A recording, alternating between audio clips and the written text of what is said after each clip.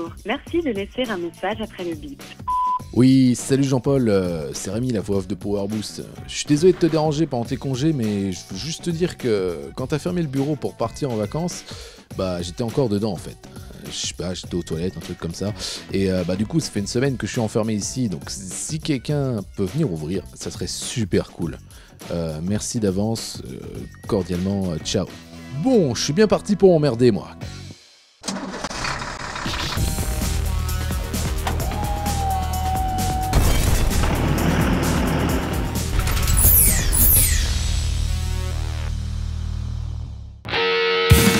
Et oui, pendant 3 semaines, l'équipe est partie se la dorer tranquille en vacances. Du coup, pour passer le temps, je vous ai sélectionné le meilleur de la saison passée et le vraiment meilleur des saisons précédentes. Et là, on va voir un défilé de tracteurs nouveaux ou updatés. Attention les yeux, c'est parti, top départ. Vous avez peut-être vu au dernier CIMA les derniers nés de la gamme de tracteurs New Holland. Nous avons pu les tester en Italie dans la campagne turinoise avant d'aller faire un saut à l'exposition universelle de Milan. Mais chut, nous vous en parlerons la semaine prochaine, promis. D'abord, un petit aperçu du tracteur au méthane T6 de deuxième génération, basé sur une version standard T675, animé par un moteur Nef 6 de 175 chevaux avec 9 cylindres au gaz dont 300 litres de méthane comprimé, qui permettent une autonomie d'environ une demi-journée.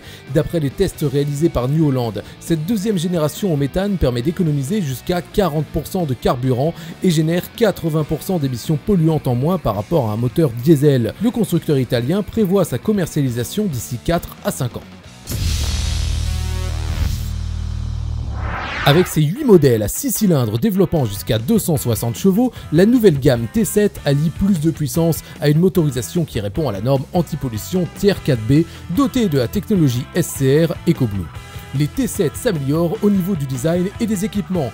Ils peuvent par exemple inclure jusqu'à 12 feux de travail à LED et l'intégration de l'isobus classe 3. Et le T9, c'est du lourd, du super lourd même, de 410 à 692 chevaux, des pneus de 900 mm de diamètre, un accoudoir ergonomique et une poignée multifonction pour la gestion notamment des fonctions d'autoguidage et des fourrières.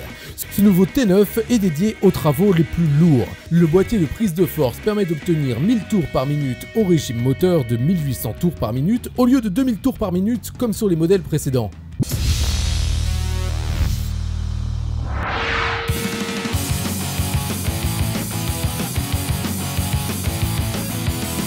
Nous avons commencé à développer le tracteur hydrogène en 2006. Nous en sommes très fiers puisqu'on a eu la médaille d'or au CIMA 2015. Mais nous avons retardé le projet pour plusieurs raisons. La première est que cette technologie coûte très cher. Et la deuxième, c'est de trouver le bon moment pour ce marché.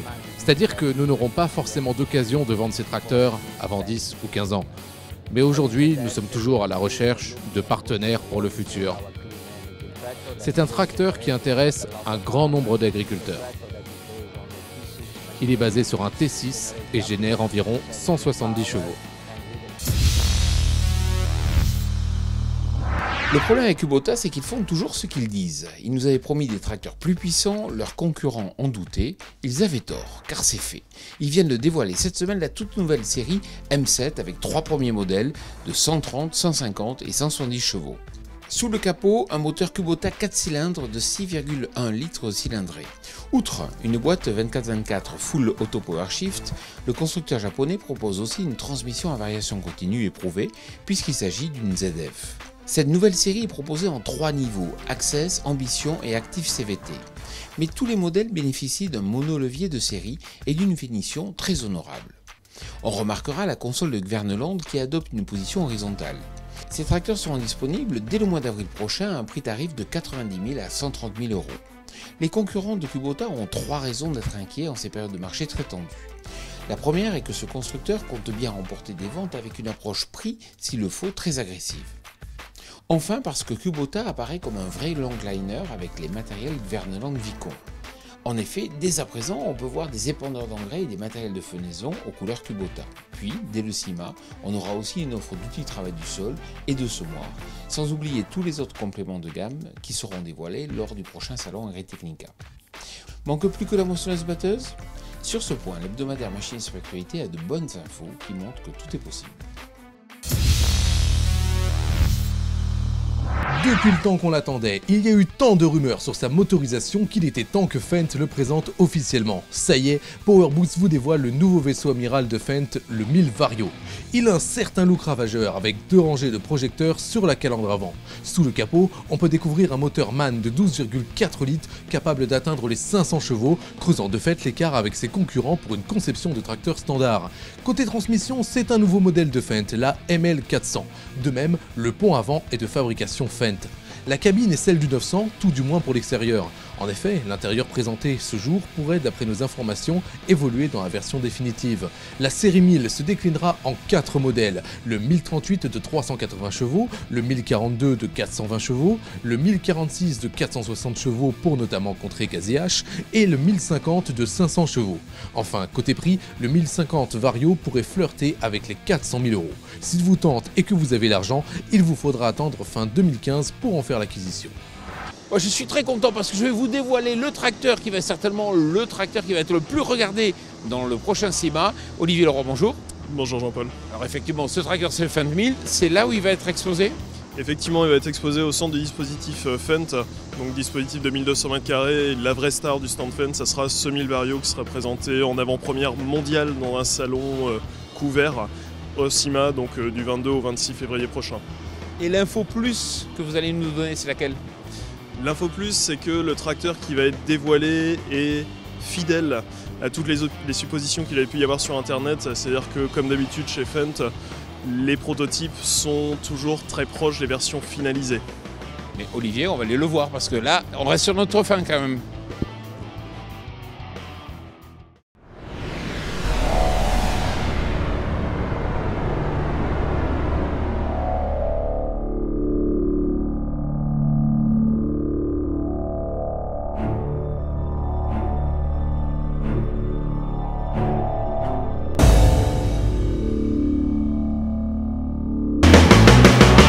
Vous êtes des vénards parce que vous allez pouvoir découvrir en avant-première, c'est la première fois qu'effectivement est tournée une interview dans la cabine de la nouvelle série Fendt 1000. Olivier, alors il faut déjà rappeler un petit peu quels sont les différents modèles. Alors les différents modèles, on en compte 4 qui vont de 380 à 500 chevaux, donc bien évidemment sur un gabarit tracteur standard. Alors les sensations à la conduite. Les sensations, donc là on sent que le tracteur est très péchu, très puissant. Et effectivement, en termes de gabarit et de hauteur de poste de conduite, là c'est quelque chose de totalement incomparable pour le moment. Alors on ressent effectivement une cabine beaucoup plus vaste. La cabine est plus vaste et pour cause, l'ensemble du tracteur pour passer ses 500 chevaux a, on va dire, fondamentalement un gabarit plus important, sachant que par contre l'essentiel c'est qu'on maintient un gabarit routier. Alors c'est vrai qu'un des enjeux qui était important, c'était d'être capable de pouvoir transmettre la puissance, dépasser le cap des 500 chevaux avec un tracteur de conception traditionnelle. Effectivement, ce tracteur étant équipé de pneus de 2,35 m nous permet de passer les 500 chevaux. À la limite, on peut comparer ça un peu à une Formule 1. Une Formule 1, vous pouvez mettre autant de puissance que vous voulez. Si vous n'arrivez pas à passer cette puissance au sol, très clairement, la puissance ne vous sert à rien. Alors, si on regarde aussi, il y a quelques innovations. Alors, une petite que j'ai remarquée juste à l'avant, il y a une caméra juste sous le logo. Effectivement, on a intégré une caméra sous le logo, donc ça pour faciliter notamment les phases d'attelage sur le relevage avant. Et bien évidemment, cette caméra sera affichée dans le terminal qui, comme vous l'avez vu, reste confidentiel pour le moment, parce que vous ne l'avez pas dans le champ de vision. Mais tout ça sera à découvrir un peu plus tard sur d'autres événements. Et puis à l'arrière, on voit aussi un troisième feu stop. Effectivement, troisième feu stop, on peut voir aussi que la cabine est équipée sur la droite d'un système d'essuie-glace qui permettra d'avoir toujours une visibilité optimale sur l'environnement du tracteur. Côté motorisation, donc on est sur un moteur MAN de 12,4 litres de cylindrée, donc un 6 cylindres. Et côté transmission, donc on reste bien évidemment fidèle à nos origines puisque c'était une transmission à variation continue. Qui, elle, permet d'absorber la puissance des 500 chevaux. Qui a été redimensionné en fait. Je me rappelle, on avait fait une interview de Martin Schragen qui expliquait que l'idée c'était aussi de pouvoir conquérir le marché nord-américain où il y a une demande de tracteurs de forte puissance avec des conceptions traditionnelles. C'est effectivement là le gros avantage de ce tracteur, c'est qu'on pourra envisager donc soit de doubler voire même de tripler les roues. Et aujourd'hui le marché américain est vraiment en demande de ce type de tracteur sans en avoir non plus fondamentalement un tracteur qui fasse 25 tonnes à vide. Puisqu'il faut le rappeler, ce tracteur, après c'est aussi pour ça qu'on parle de polyvalence, parce que ce tracteur fait 14 tonnes à vide. Polyvalence, c'est-à-dire qu'on va pouvoir le retrouver dans des situations assez variées? On va pouvoir le retrouver dans des situations très variées. Bien évidemment, en France, il sera plus utilisé pour des très gros travaux. Par contre, aux États-Unis, on peut envisager de le voir sur des travaux de type binage, par contre avec des bineuses dignes de ce nom derrière. Toute dernière question, donc là il est présenté dans le cadre du SEMA, il va être commercialisé quand? Alors les tout premiers modèles arriveront courant 2016, aux alentours des juin 2016, et ensuite les tarifs seront disponibles plus sur la fin de l'année. Ça veut dire qu'ils ne sont pas encore disponibles, vous n'avez pas un ordre d'idée de prix? On n'a pas d'ordre d'idée de prix pour le moment. Olivier Leroy, merci beaucoup de nous avoir fait découvrir ce nouveau Feint 1000. Merci beaucoup. Merci Jean-Paul. En août cette année, 2014, chez le Tractor Pulling près de Reims, en France, on a annoncé qu'on va lancer la nouvelle série T en novembre cette année. Et messieurs, dames, voilà, elle est là, elle est beau, et AGCO et Valtra, nous sommes très fiers. T4 comme 4e génération. Le constructeur finlandais vient de dévoiler sa nouvelle série T, plus puissante que la génération précédente. Il s'agit du nouveau tracteur 6 cylindres de chez Valtra, proposé avec une motorisation de 150 à 250 chevaux. Les modèles T144 et T154 sont équipés d'un moteur de 6,6 litres de cylindrée et les plus gros modèles disposent même d'un bloc de 7,4 litres de cylindrée. A noter que sur tous les modèles, la fonction Sigma Power apporte un surcroît de 15 chevaux de puissance lors de l'activation de la prise de force. La nouvelle série T est disponible en 4 finitions, Direct, Versu, Active et High-Tech. Cette dernière entrera en production en 2015 alors que la production des Direct, Versu et Active a déjà commencé. Bref, c'était du lourd, non? Et vu comme c'est parti, Jean-Paul, tu rappelles quand tu veux, hein? Il y en aura encore la semaine prochaine. En attendant, je vous souhaite une bonne semaine et à bientôt pour un prochain best-of. Ciao, ciao!